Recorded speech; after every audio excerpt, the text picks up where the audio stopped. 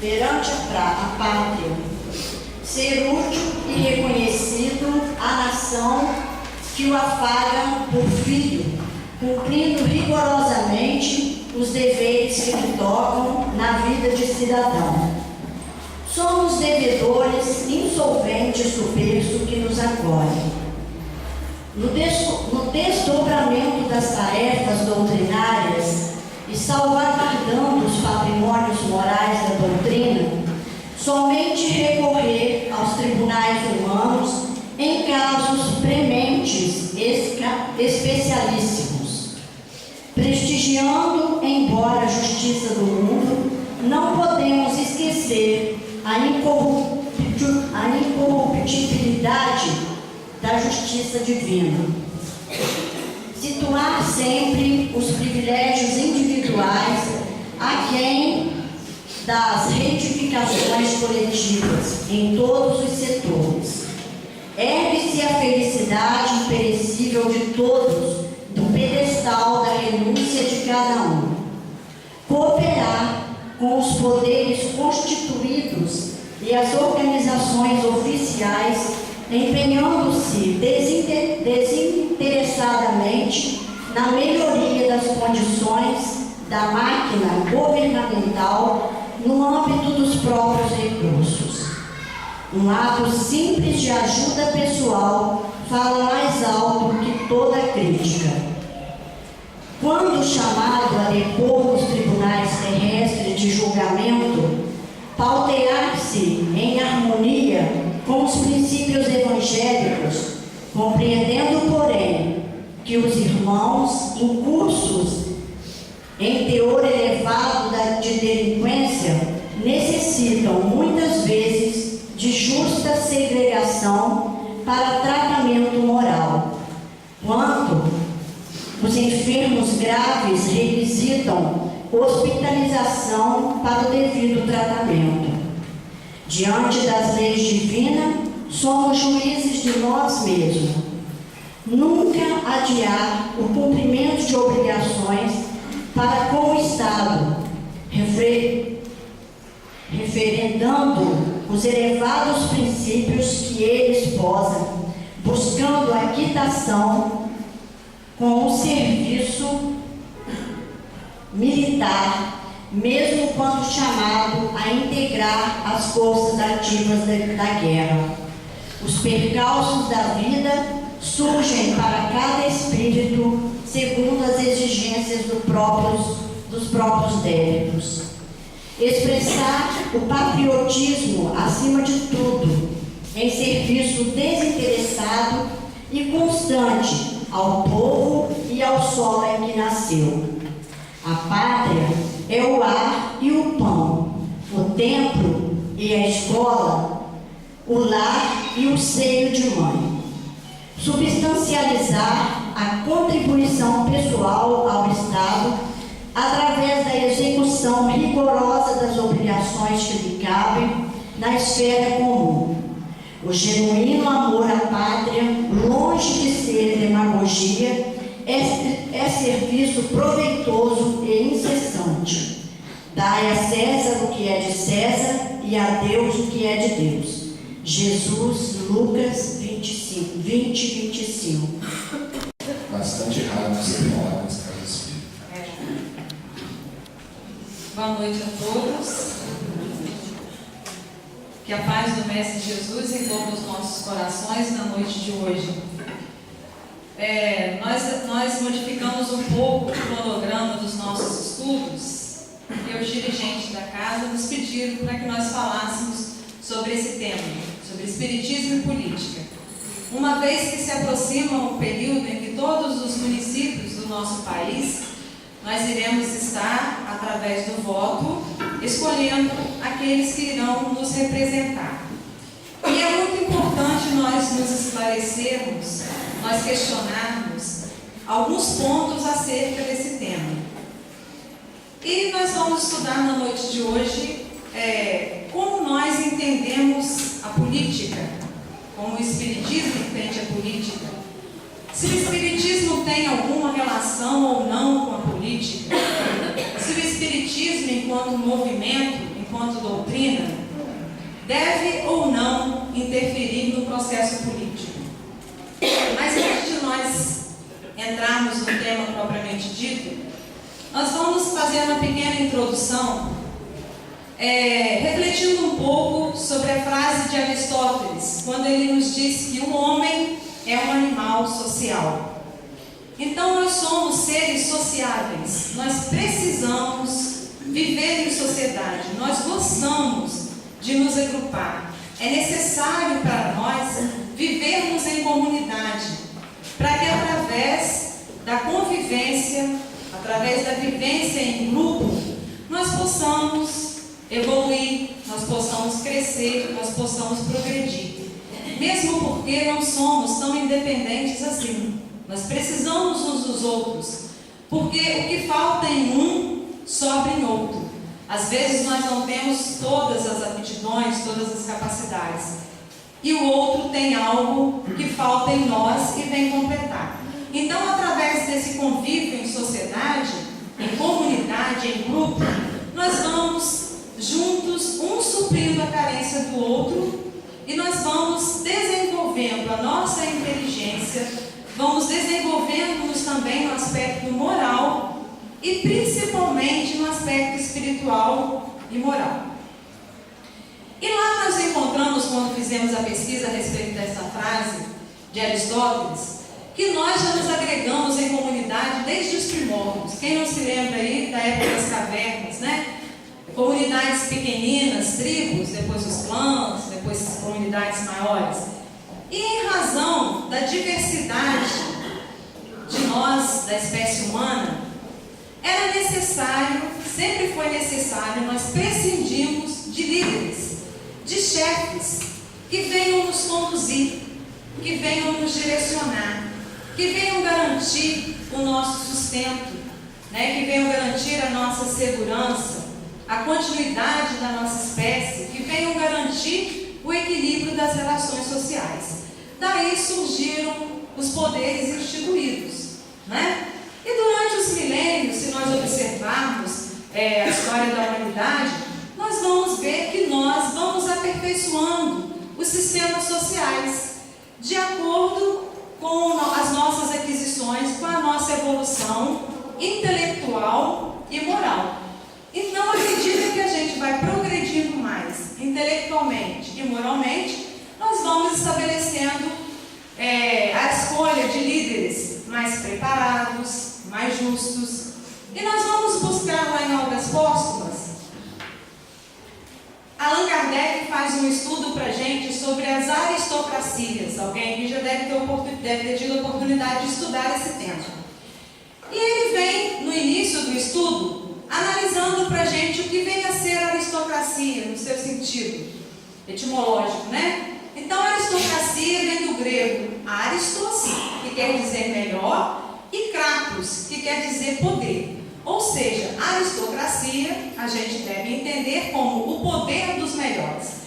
E ele fala sobre os diversos tipos de aristocracia pelas quais a humanidade passou, e algumas delas ainda persistem até os dias atuais. Então, a primeira delas foi a aristocracia patriarcal. Ela era própria das sociedades primitivas. A autoridade, a liderança, o poder de governar, de dirigir, os líderes, né, eram os patriarcas, os anciãos, os chefes de família, né, as pessoas mais velhas daquela comunidade, daquela tribo, daquela sociedade. Porque entendia-se que quanto mais velho, mais sabedoria, né? Então eles é que tinham o poder de mandar, de comandar. Porém, com o passar do tempo, o que aconteceu? As comunidades, as sociedades cresceram, e as querelas entre as populações vizinhas ocasionaram os combates. Foi preciso para dirigi-las não de velhos, mas de homens fortes e vigorosos. A autoridade lhes era conferida, esperando encontrar em sua bravura uma garantia contra os ataques dos inimigos. Os vencedores se impuseram aos vencidos ou os reduziam à servidão. Daí a autoridade da força bruta. Então foi o segundo tipo de aristocracia que surgiu, da força bruta. Então aqueles que eram os mais fortes, os mais mais valentes, os mais vigorosos, a comunidade conferia a eles, né, o poder de dirigir. Por quê? Porque eles se sentiam, nós, quando vivíamos lá, nos sentíamos mais protegidos. Só que, né, esse poder foi usado não apenas para dirigir e proteger aquela comunidade, foi usado também para fazer com que os vencidos se tornassem escravos. Então começou a dominar pela força, mas em benefício próprio, né, em benefício dele mesmo.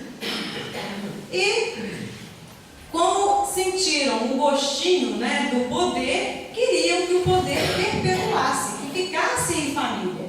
Então, o poder dos fortes passou a seus filhos. Então veio o terceiro tipo de aristocracia, que foi a aristocracia do nascimento. Né? Os fortes transmitiam sua autoridade aos seus filhos, e os fracos se habituaram a considerá-los como os herdeiros dos direitos conquistados pelos seus pais e como seus superiores. Tendo todo o poder, se dava privilégios, e para conservá-los era preciso lhes dar o prestígio da legalidade. E ela fez as leis em seu proveito, dando-lhes o prestígio do direito divino para torná-las respeitáveis e controladas. Então, transmitiam esse poder aos filhos, né? Herdavam o poder dos pais, e os fracos, né? A classe que era a conduzida, né? Achavam que realmente aqueles filhos dos guerreiros, né? Dos vencedores das batalhas, eles tinham o poder, eles eram herdeiros do poder do pai. E essa classe mais avançada, mais astuta, mais inteligente, o que ela fez então? Começou a querer privilégios só para si. E para dar legalidade a esses privilégios, criou leis. E atribuiu às leis o quê? Caráter divino, para ninguém contestar, para ninguém violar. Porém, o que aconteceu? Cometeu-se um grande erro. Por quê? Porque, como eles se sentiam superiores, eles não trabalhavam. A classe inferior era obrigada a trabalhar para viver, para sobreviver, para se manter não só a si próprio, mas também aos governantes.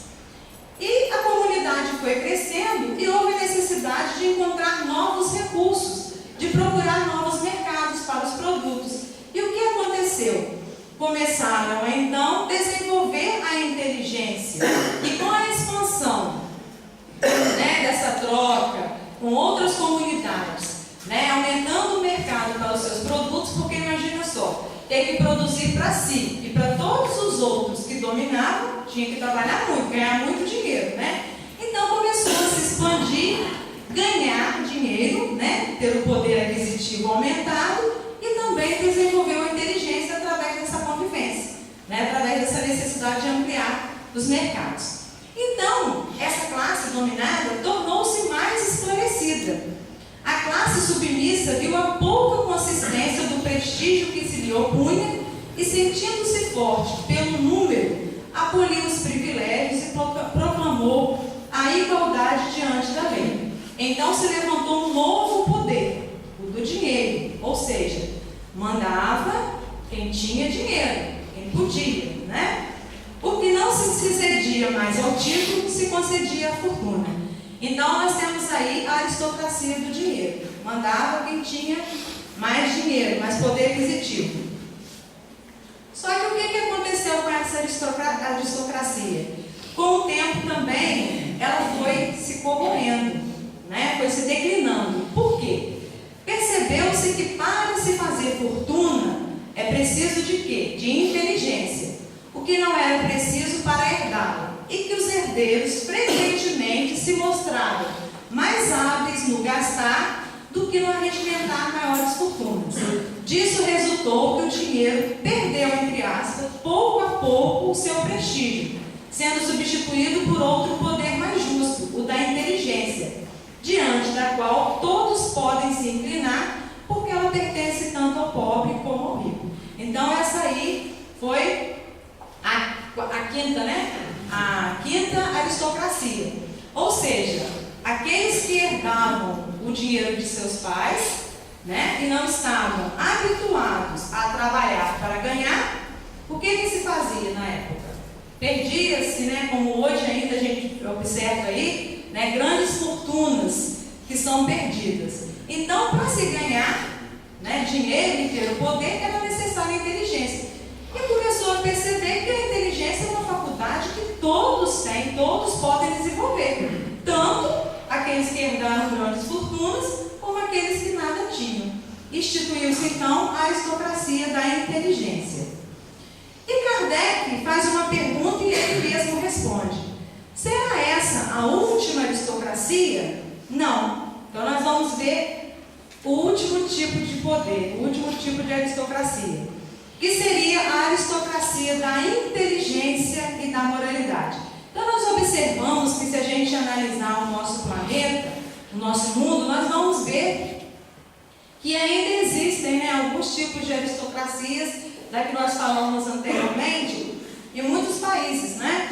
Tirando aquela da aristocracia patriarcal, né? Mas a gente vê ainda em muitos lugares o poder da força bruta, né? O poder do dinheiro e o poder da inteligência, que na grande maioria ainda hoje é instituído.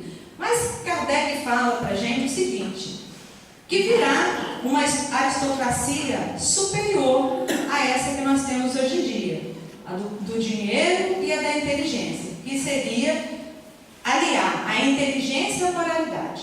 A inteligência nem sempre é garantia de moralidade. A inteligência, sendo o penhor da moralidade, faz com que o homem, por vezes, use mal de suas faculdades. E não é isso que a gente tem visto aí, né? Tantos líderes, tantos governantes inteligentes, tantos países ricos, mas aquém da moralidade, deixando a desejar na moralidade, oprimindo, né? Dominando povos mais fracos. Não é isso que a gente vê? Por outro lado, a simples moralidade pode não ter capacidade. Então é necessário aliar a inteligência e a moralidade. Porque um líder que tem moralidade precisa ser inteligente. Porque se ele for só bom e não for inteligente, como que ele vai conduzir, como que ele vai resolver determinados problemas de ordem prática? Né? A união dessas duas faculdades, da inteligência e moralidade, é, pois, necessária para criar uma autoridade legítima, e a qual a massa se submeterá, porque lhe inspirará toda a confiança por seu esclarecimento e por sua justiça.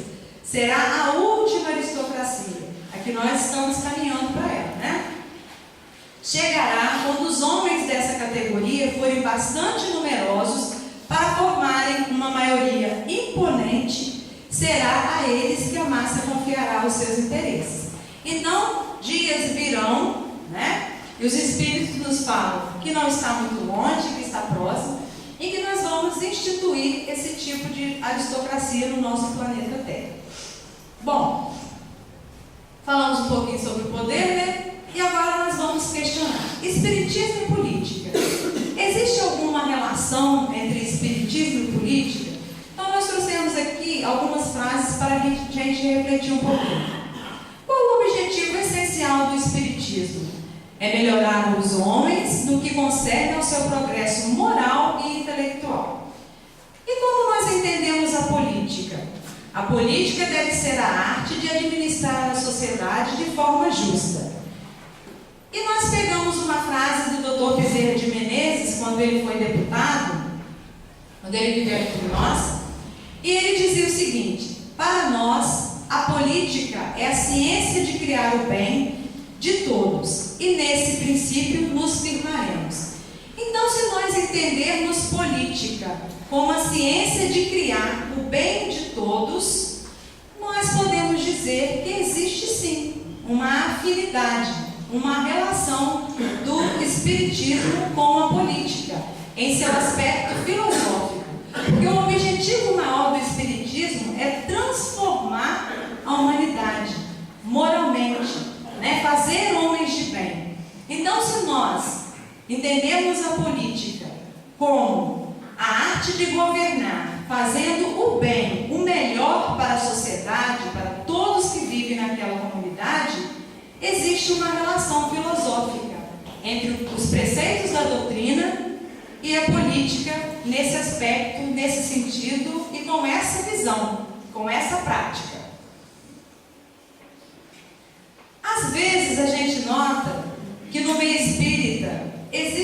certo preconceito, um certo tabu em se falar em política.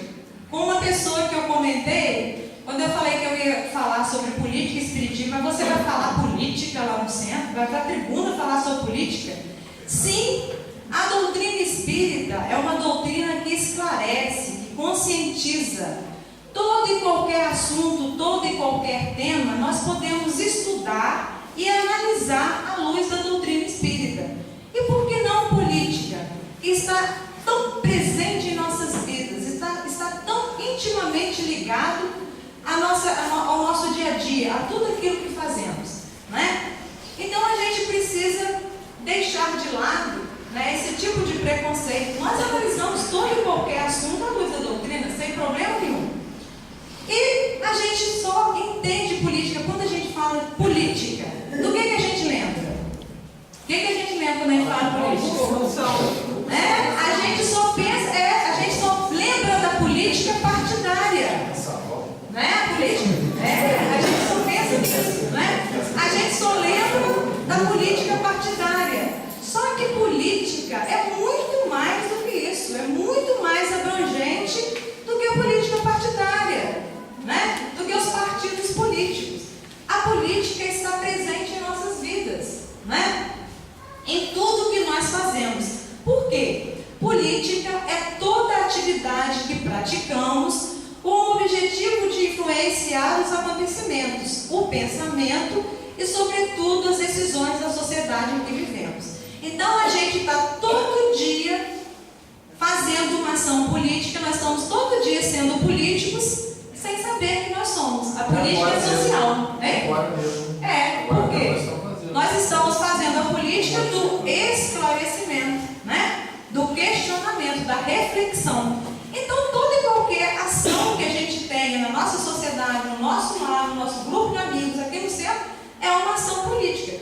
A partir do momento que a gente está formando opiniões. Então, todos nós fazemos política com muita frequência, mesmo não tendo consciência disso. Influenciamos com nossa opinião, nossas ações e somos influenciados pelos outros. Contribuímos para formar a chamada opinião pública, mesmo que o peso desses atos seja pequeno. O fato é que, ao praticá-los, estamos participando do processo político. Então, quando nós estamos no grupo de amigos, que nós emitimos uma opinião sobre algum assunto, sobre alguma situação, isso é uma ação política, a política social que nós realizamos a todo momento da nossa vida. E nós influenciamos e somos influenciados. A partir do momento que a gente ajuda a formar a opinião pública, com as nossas ações, com os nossos pensamentos, com as nossas opiniões, nós estamos fazendo política.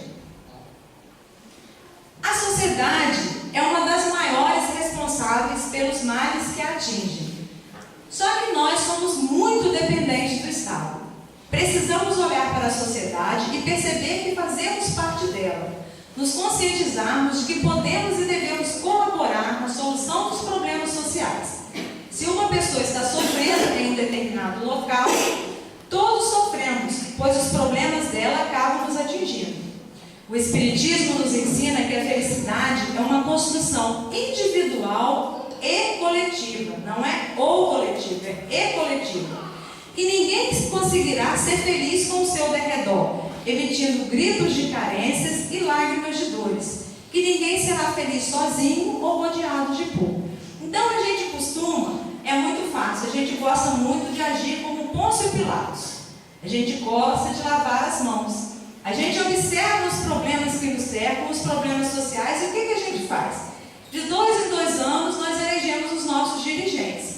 E a gente acha que eles terão que resolver todos os nossos problemas.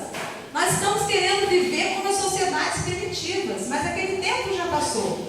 Nós fazemos parte de todo esse processo, porque a sociedade somos nós. Então nós estamos inseridos num grupo, numa comunidade, numa cidade, num estado, num país, no mundo. Nós somos responsáveis também pelos males que nos atingem. Mas a gente quer ficar de braços cruzados e esperar, né, que alguém resolva os problemas para nós.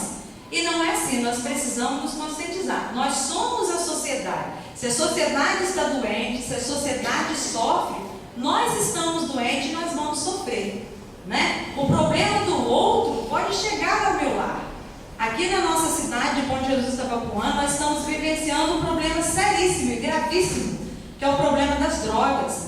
A quantidade de menores infratores aumenta progressivamente e é um aumento alarmante, né? E a gente pensa que esse problema não vai chegar no nosso lar, não vai nos atingir, né? A gente não está vendo aí as residências sofrendo pequenos furtos, né? Ou grandes furtos, e isso é por conta de quê?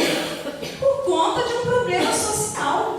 Então nós somos responsáveis, não podemos apenas apontar e querer que apenas os dirigentes resolvam todo o problema.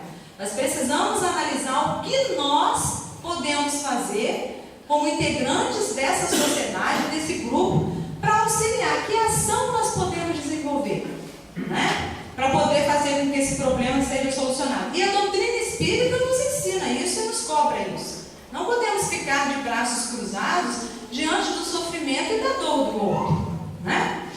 Porque se ele sofre, nós vamos sofrer junto. Se a sociedade está doente, nós também estamos doentes ou vamos adoecer, né?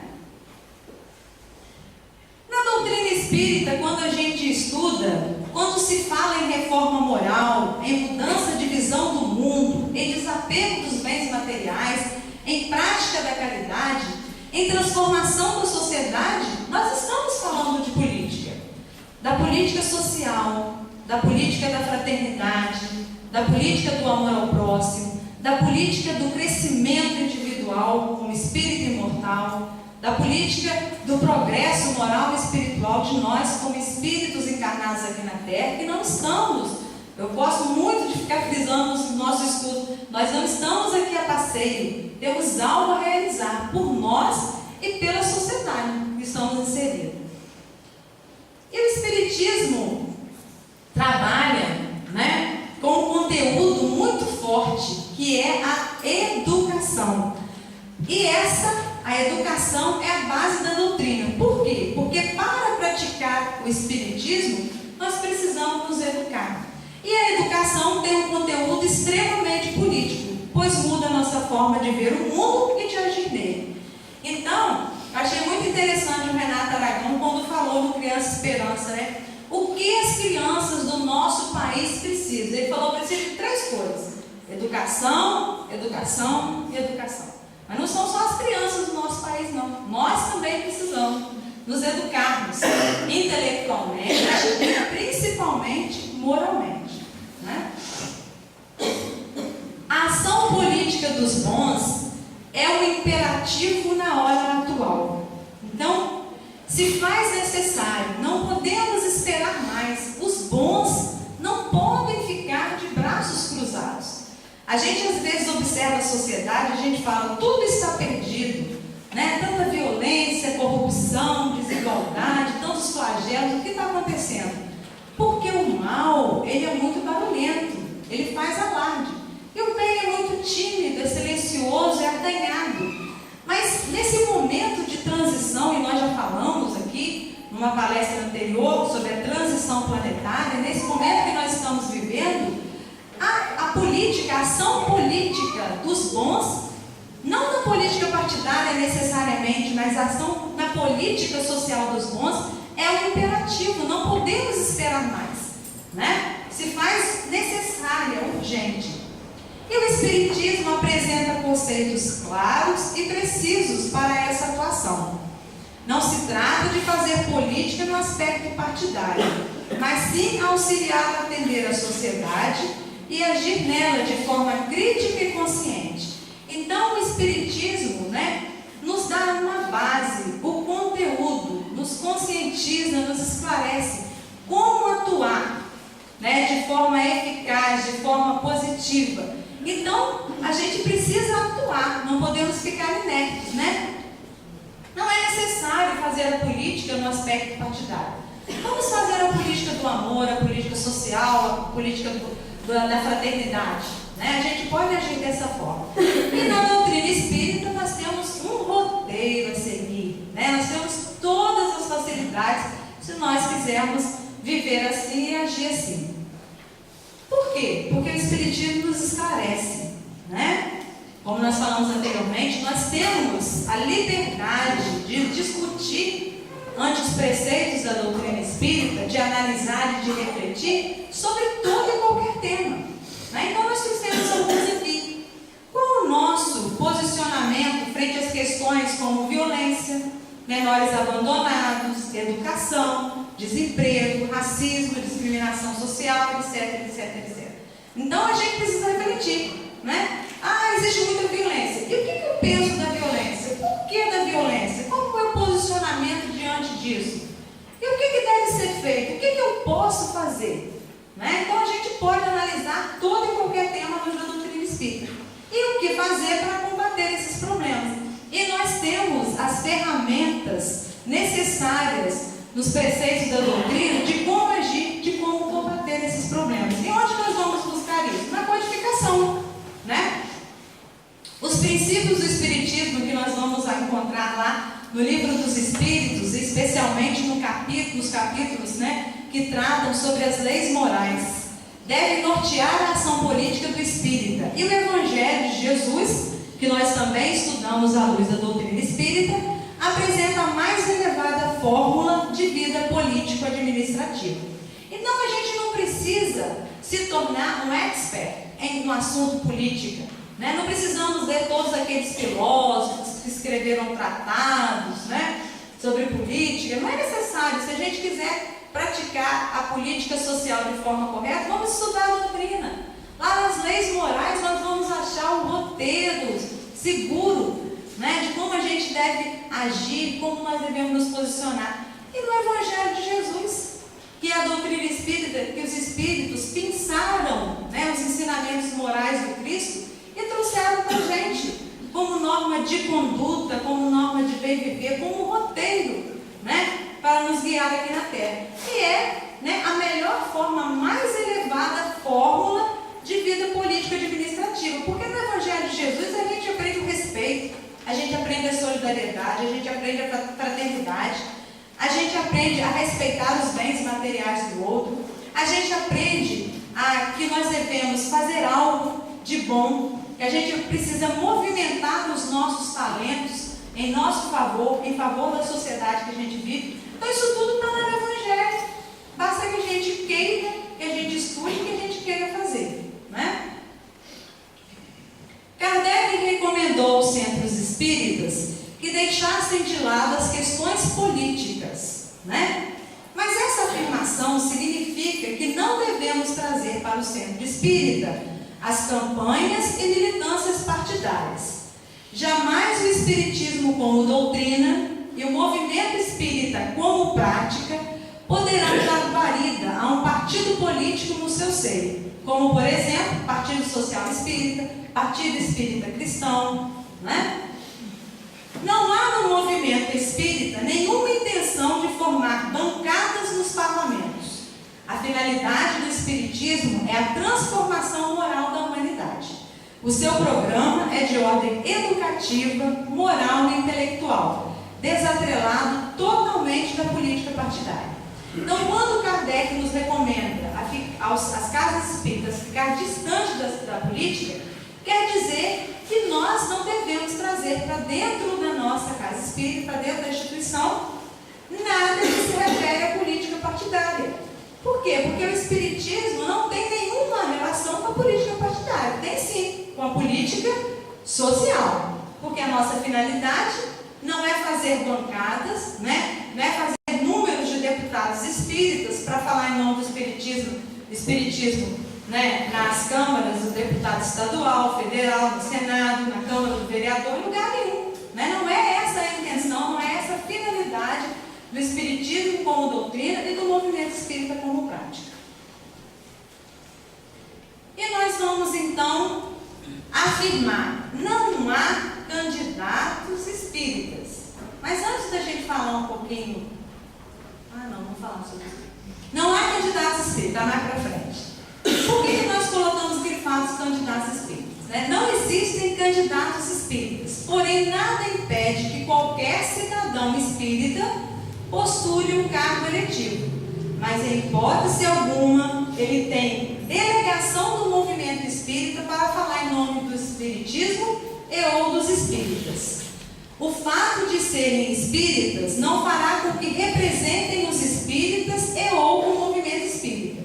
Serão candidatos do povo para servir ao povo e não dos espíritas para servir aos espíritas. Ele está ali como indivíduo, como cidadão, né? Nós não condenamos. O espírita não pode ser candidato? Não. Não existe proibição nenhuma. A doutrina espírita não é uma doutrina de proibição. Nós somos livres para fazermos o que quisermos. Mas não existe um candidato com a delegação para falar, para pleitear o que quer que seja em nome do espiritismo, em nome do movimento espírita e em nome dos espíritas. Isso não existe no movimento espírita. Tá, gente? A incompatibilidade entre a vivência dos postulados espíritas e a prática política corrente. Será que existe incompatibilidade? Então vamos ver. A imagem que se tem das classes políticas, onde o compadrinho, a desonestidade e a corrupção vai se generalizando, cria uma certa aversão para com essa classe de dirigentes. Não é assim que acontece? Quando eu falei aqui, o que vocês pensam de política? Um falou corrupção, outro falou mensalão, né? Então, cria-se uma certa aversão. Mas o espírita não pode abstrair-se dessa realidade, ignorá-la como se ela não existisse. O espírita sincero, convicto, que procura viver em consonância com os ideais da doutrina, deve dar o exemplo de honestidade, não pactuando com compadrinhos, desonestidades, procurando servir sempre à população que o elegeu, que em si acreditou. Tem assim duplo trabalho. Então a pessoa, quando concorre ao cargo da política partidária e é espírita, ele tem duplo trabalho. Ele tem uma responsabilidade redobrada. Por quê?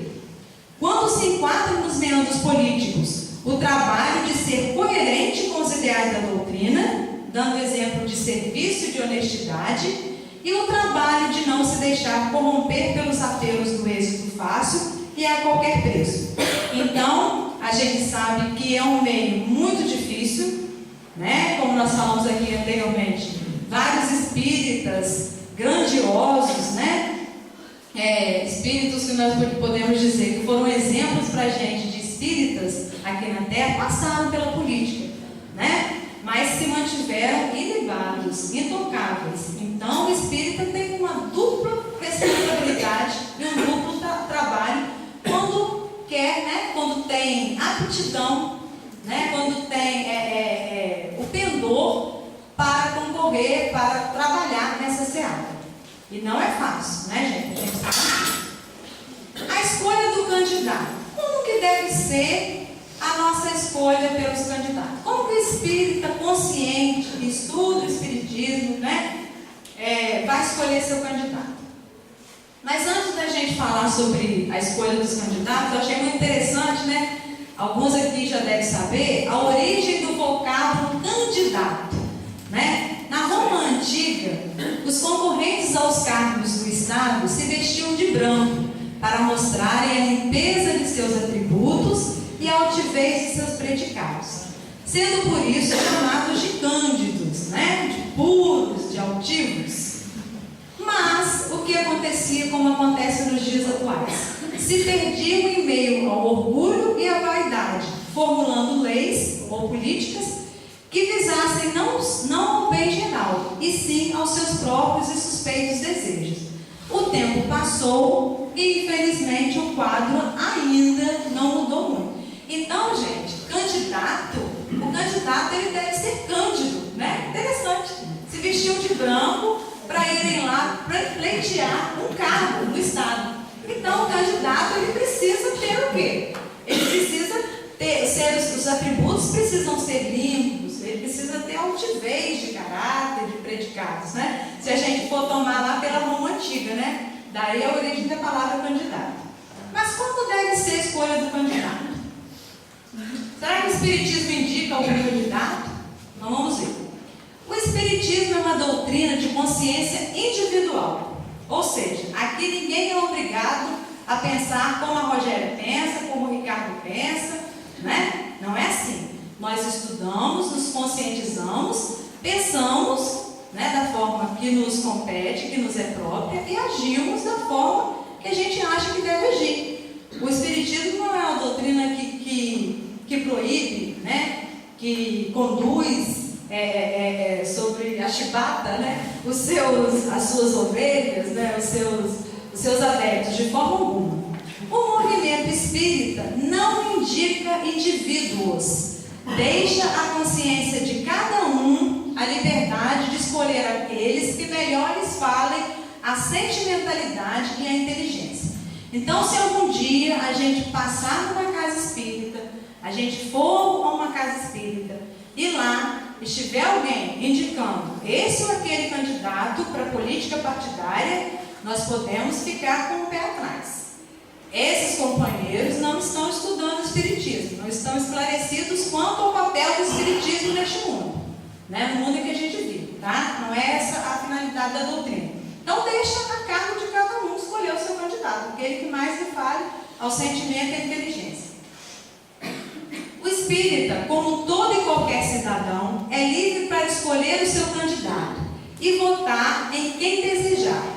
É claro que, consciente da sua responsabilidade, ele não escolherá os candidatos que defendam o aborto, a pena de morte, a eutanásia, a liberação das drogas, nem os desonestos que vivam da corrupção, pois tudo isso contraria os princípios morais estabelecidos pelo Espiritismo. Então existe um parâmetro, né?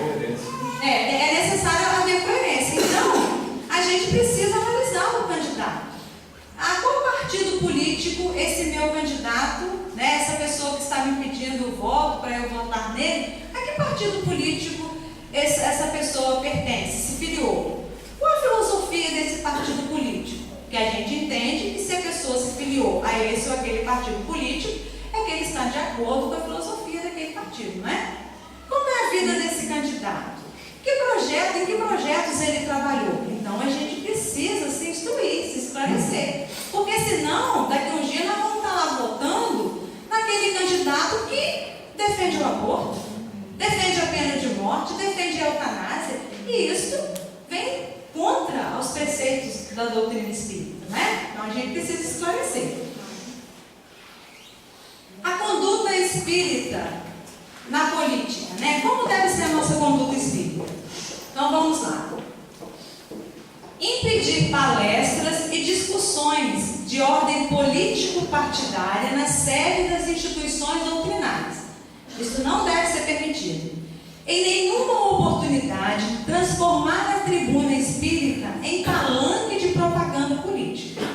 Já imaginou nessa época que se aproximam as eleições, se a gente viesse para cá e começasse a falar desse ou daquele político, pedir voto para esse ou para aquele político? Isso não é coerente, isso não condiz com a doutrina espírita de forma alguma. Nenhum tipo de propaganda. Já imaginou se na noite de hoje eu estivesse aqui fazendo uma palestra para vocês com um bottom ou com uma camisa de um político? Eu estaria agindo de conformidade com a doutrina? De forma nenhuma. Não que nós tenhamos nada contra a quem quer fazer esse tipo de propaganda. Não que o espírita não possa fazer esse tipo de propaganda, mas desde que não seja na sede da instituição espírita, né? Nós não temos nenhuma ligação com esse tipo de política partidária. Não devemos ter, pelo menos. Não comercial com o voto dos companheiros de ideal, sobre quem a sua palavra ou cooperação possa exercer alguma influência, nem utilizar-se de médiuns e dirigentes espíritas para apoiar políticos a cargos eletivos. Vocês imaginaram, né, como seria perigoso isso? Já imaginaram o Chico Xavier? A influência que o Chico Xavier tinha? Já imaginou se ele começasse a fazer propaganda para esse ou para aquele político? Quem não ia querer votar no candidato do Chico? Levanta a mão aí. Quem não ia acreditar no Chico Xavier? Não, como o Chico Xavier falou, eu vou votar. Né? Assim, então não podemos de forma alguma. E ter um cuidado, né? A gente não pode se omitir de esclarecer a quem quer que seja.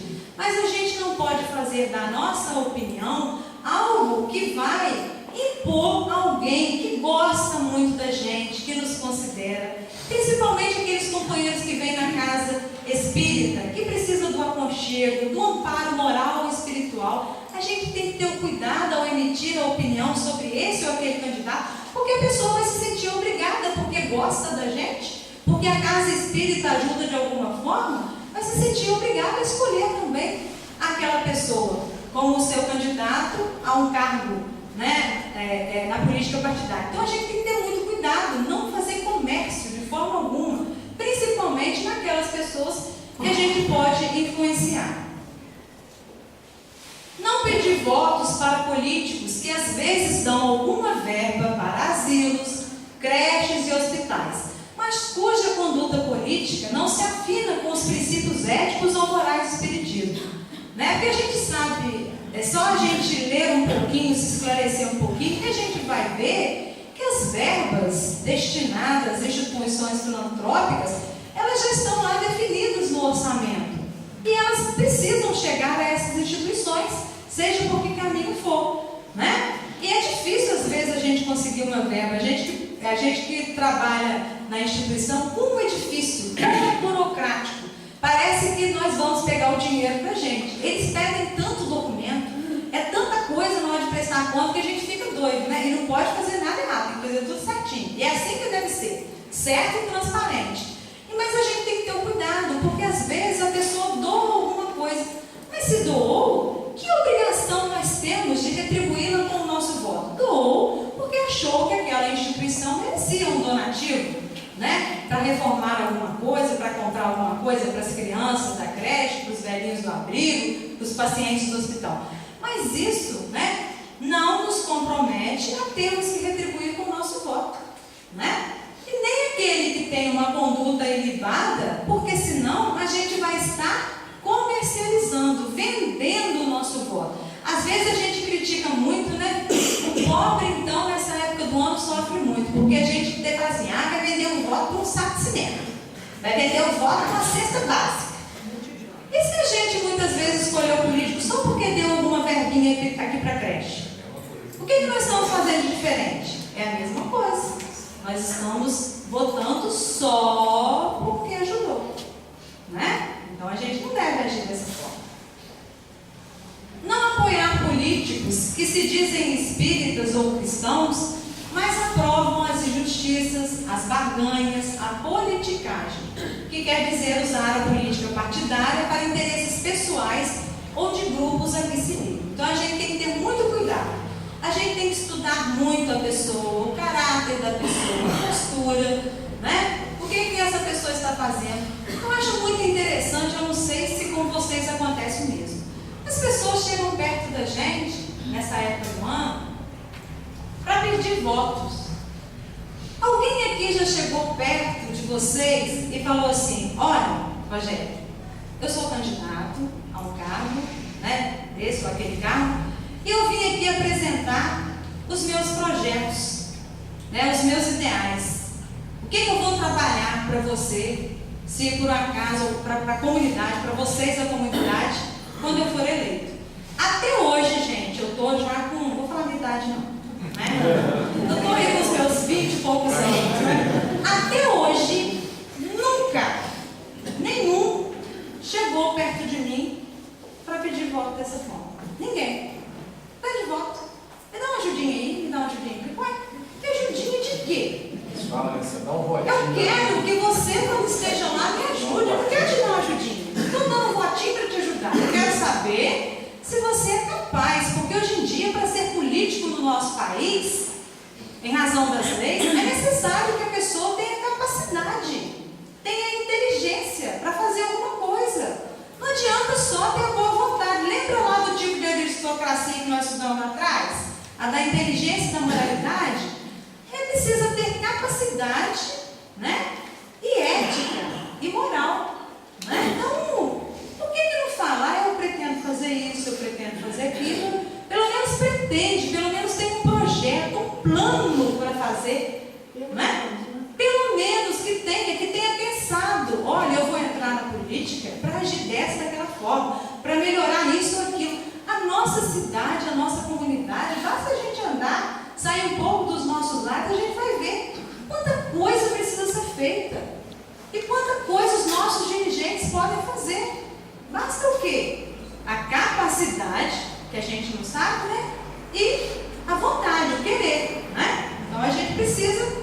pensar nisso daí. Não participar da política partidária apenas por interesse pessoal, para melhorar a sua vida e de sua família, divorciado em sua militância político-partidária dos princípios e normas da filosofia espírita, né? Então a gente tem que analisar aqueles que nós vamos escolher.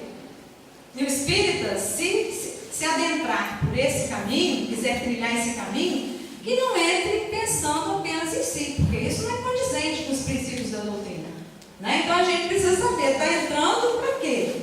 Para servir ao povo, para servir a comunidade, ou apenas para melhorar a sua vida, ganhar lá durante alguns anos um dinheirinho extra, né? Viver uma vida mais tranquila. Então, o que está querendo? Qual é o objetivo? Né? A gente precisa se conscientizar e saber disso. Confrontar os fundamentos morais e objetivos do Espiritismo com os dos partidos políticos, verificando qual ou quais deve apoiar e até mesmo participar como membro atuante, se tiver vocação para tal, sabendo, no entanto, da responsabilidade que assume nesse campo, já que sua militância deve sempre estar voltada para o interesse do ser humano, em seu aspecto social e espiritual. Para isso, sua ação política deverá estar em harmonia com os valores éticos, com os valores morais do Espiritismo. Então, confrontar, né, os fundamentos morais e os objetivos do Espiritismo com os partidos políticos que ele venha se filiar, que o espírita venha se filiar, se está de acordo, em consonância com a doutrina espírita. E até mesmo na hora de escolhermos os nossos representantes, os nossos candidatos. E, finalmente, fazer do voto um elevado testemunho de amor ao próximo, considerando que a sociedade é dirigida por políticos que podem ajudar ou atrasar a evolução intelecto-moral da humanidade, o voto realmente é uma forma de exprimir o amor ao próximo e a coletividade. Deve-se, pois, analisar se a conduta do candidato tem maior ou menor relação com os princípios morais do Espiritismo. Então, nós devemos fazer do voto, né, um ato de amor à comunidade, à sociedade, analisando se a conduta do nosso candidato está de acordo com os preceitos morais do Espiritismo. E nós trouxemos aqui a frase de Jesus, né, só para a gente finalizar. E quem governa, seja como quem serve, em que âmbito for, né, em que lugar for.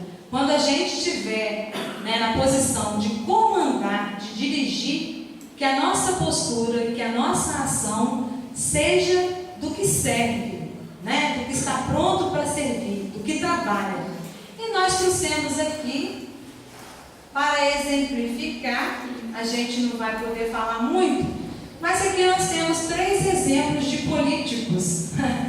Ao escolhermos os nossos candidatos, a gente pode estudar um pouquinho sobre Eurípides Barçanufo, sobre Bezerra de Menezes e sobre Caibá Schutter, né? Eles trabalharam na doutrina, foram políticos e deram um verdadeiro exemplo de cidadania, de patriotismo, de amor ao próximo, né? De espíritas cristãos que eles foram. Então é claro que vai ficar difícil, né, a gente encontrar alguns que se enquadrem nesse perfil, mas serve de parâmetro para a gente, né? Então recomendamos aí a leitura da vida desses 3 grandiosos homens, dessas 3 personalidades marcantes, não só na doutrina espírita, mas no Brasil, na cidade em que eles viveram, e a gente pode escolher de forma mais segura. E para finalizar, a gente vai deixar aqui uma última reflexão. Para o aprimoramento da sociedade, deve-se trabalhar a fim de aumentar o número de pessoas esclarecidas, justas e amorosas, de maneira que suas ações preponderem sobre a dos maus. Herculano Pires diz o seguinte para a gente: o chamado de uma nova ordem social está clamando no coração do mundo. E o mundo não pode deixar de atendê-lo, porque é um imperativo do progresso terreno, uma lei maior do que as leis transitórias dos homens, é a expressão da própria vontade de Deus. O grande desafio do espírita consciente é participar ativamente desse movimento de transformação social, alicerçado no conhecimento das leis morais, buscando politizar-se para escolher melhor. Então precisamos nos esclarecer, nos politizarmos, esclarecer amigos e familiares sobre o voto consciente. Por que eu vou escolher esse ou aquele representante? Né? Qual a conduta desse representante? Qual a filosofia? Qual o ideal? Qual a filosofia? Qual o ideal do partido político a que ele se filiou? Né? Votar com consciência e amor para eleger os mais moralizados.